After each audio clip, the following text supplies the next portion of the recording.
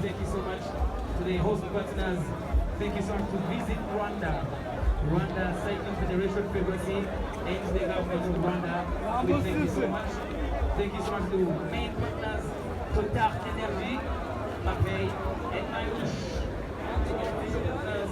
Thank you so much to T-Sots, our official timekeepers, City, Big Max, Homo Builders, Shimano, as well as Volkswagen Twashimina Chiane, Sisaka, our official suppliers, Plariwa, Bank of Kigali, BK, MUA Insurance, as well as Inyanje Industries.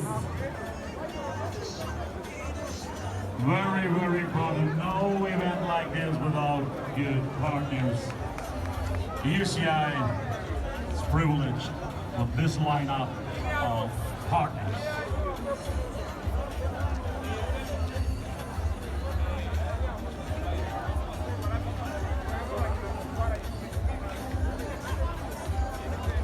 So let's check the intermediate points, and that's good news, Brian.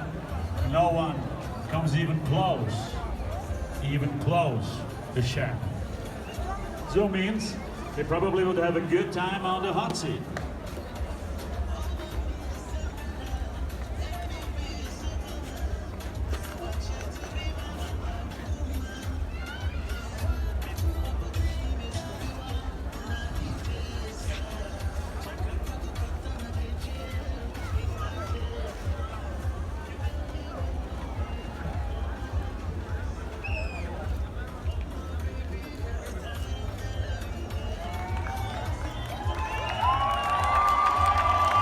Here he is, the leader.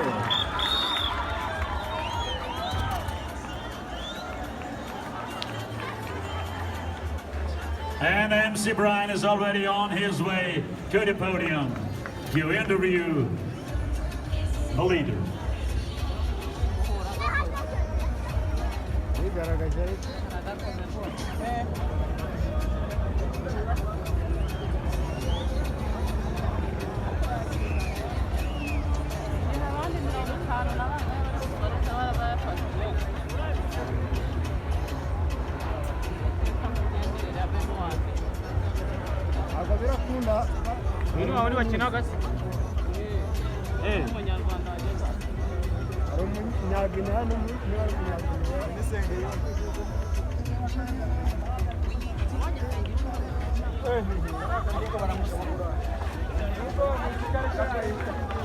Very good rhythm for Laurent Gervais, the Canadian guy, on his way to the clock. More or less like half of the race for him. Total 40.6 kilometers to go.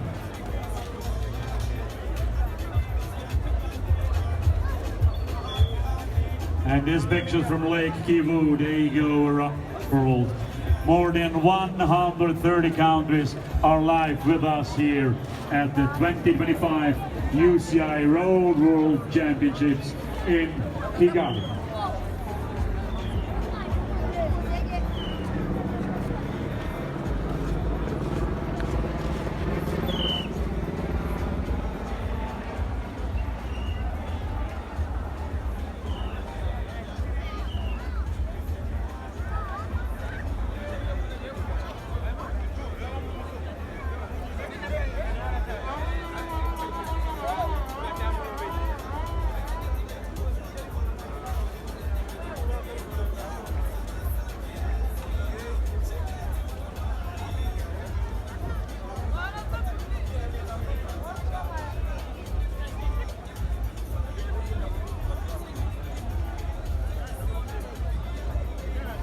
And every 150 seconds or 2.5 minutes, a rider is leaving the start box.